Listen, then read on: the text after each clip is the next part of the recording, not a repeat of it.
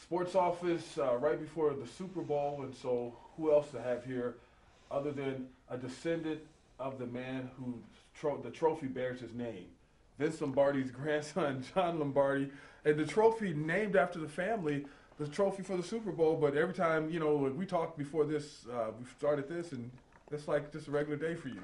Well, again, as long as I've known, that's what it's been called. So it's kind of an everyday occurrence. So no big deal. Well, I understand it is a big deal, but it's like we talked. If they named it yesterday, hey, we're going to call the Super Bowl trophy. It would be a big deal, but I've just kind of come to accept it. But I understand it is a big deal.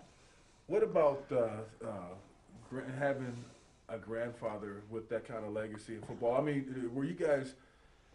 Has this thing grown every year?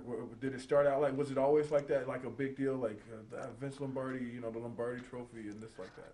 Well, I think as pro football has grown and the media has grown and, the internet and the pregame show, it's gotten to be a much bigger deal. But I think it's always within that context of, football and the Super Bowl. It's been a big deal too, but I think just nationally it's just gone so far outside the bounds of football itself.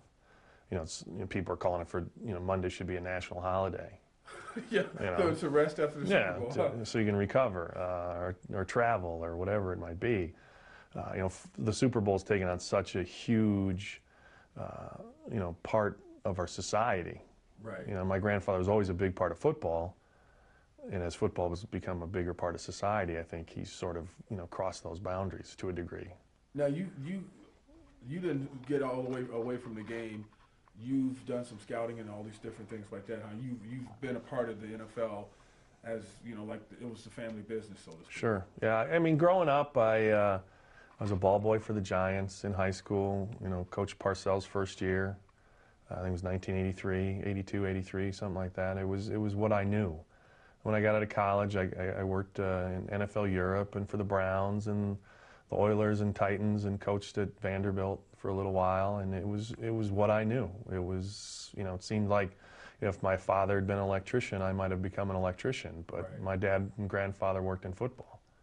So it's what I knew. And what, we see the video of your granddad walking the sideline, man, and he's got the the inspirational speeches and the different things like that. Is some of that in you? Probably not as much as him. I think growing up, people expected that of me. There were a few times in Little League and things where I'd say something and someone said, "Hey, you're just trying to be like your grandfather." You're in 8th grade and someone's giving you the business. Oh, that's hilarious. So, I think I withdrew a little. I was sensitive to it. So I don't, I'm not a big, boisterous, loud, yell at the top of my lungs kind of a guy. But I'd like to think that I, have more of a gentle, quiet confidence right. Along those lines. But yeah, I did not inherit his outward passion. And like the having that passion, and we were talking earlier about what he stood for. Maybe his name grew because of some of the things he stood for, right? The integrity and all those different things like that. Well, my father comments, how has he endured when, Chuck Noll and Don Shula and Paul Brown, a lot of those guys have receded, more towards, just being football coaches. How has he become more of an icon in society? And my father's idea, and I have, I kind of agree with him, is, my grandfather had a confidence. He stood for something. He believed in something. He wasn't afraid to go after that. He was successful at it. And in today's society, I think there's a lack of that. There's a lack of leadership. There's a lack of, folks going out there and standing up for something. They're always hedging their bets or, focus groups and things like that. I mean, he knew, after a lifetime of searching, he knew what he wanted. He had an idea of how to accomplish it, and he went after it 100%. What about, having the Lombardi name and do you get around Super Bowl time? Is the iron always hot? People always want to come and get you for certain things? Yes and no. I mean, I've done some things like this, with Super Bowl. People a lot of people just assume I get tickets. I get text messages or emails. Hey, can you help me get tickets? Things like that. I've been to a couple Super Bowls. They're fun. I'm glad I went. But it's not something I die to do. Because, I'd rather, sit on the couch and watch the game and then fight the traffic. There's a lot of things I can spend $3, $4, $5 grand on rather than a Super Bowl ticket. So, it's a nice time. I really enjoy it. I'm really into football. I love watching it. But yeah, I'm not dying to head off to Dallas. Their weather's almost as bad as ours right now. Yeah, it is. Speaking of that, it's pretty cold down there right now. As far as Packers and Packers and Steelers in Super Bowl 45. It's hard to pick a team, huh, because of the polarizing effect and how people really root for both sides on this team. Yeah.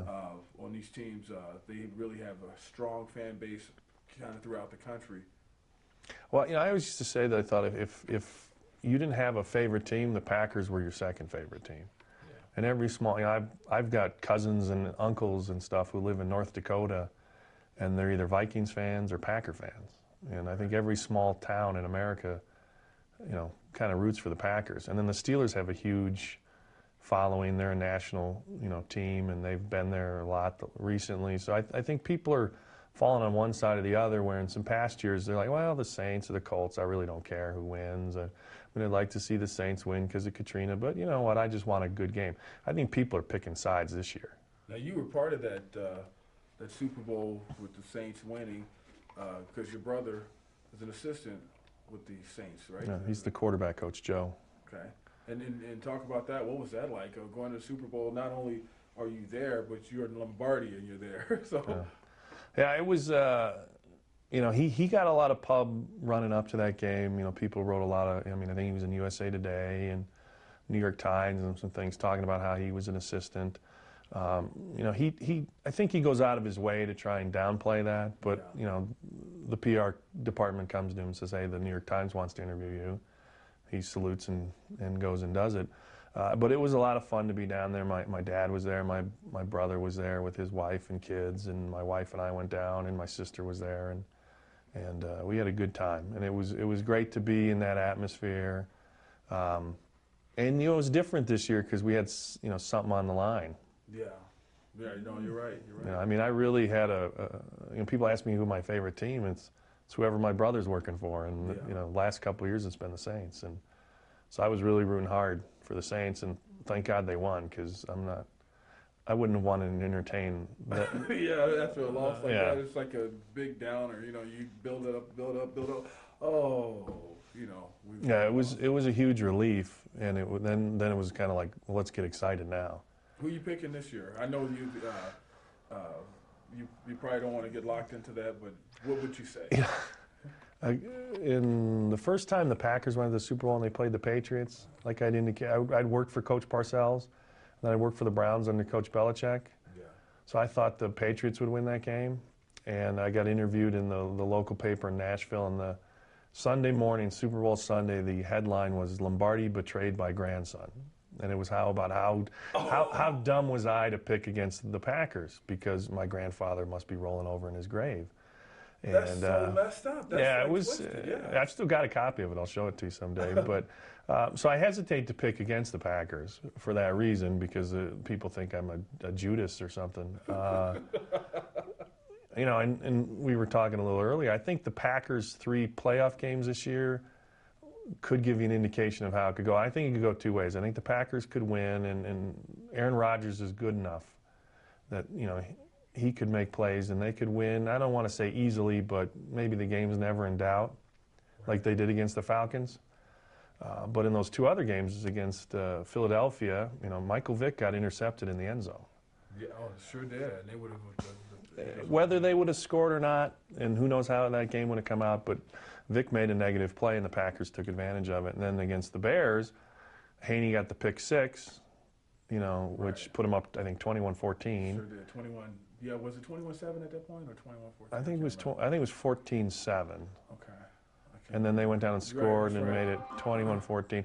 And then they were driving, and granted, it was 4th down, but he threw another interception. Right. And for me, they've got good defenses. They're both, capable of it going both ways. I think it'll be close, and I do not see Ben Roethlisberger making a mistake like Michael Vick did or Caleb Haney did.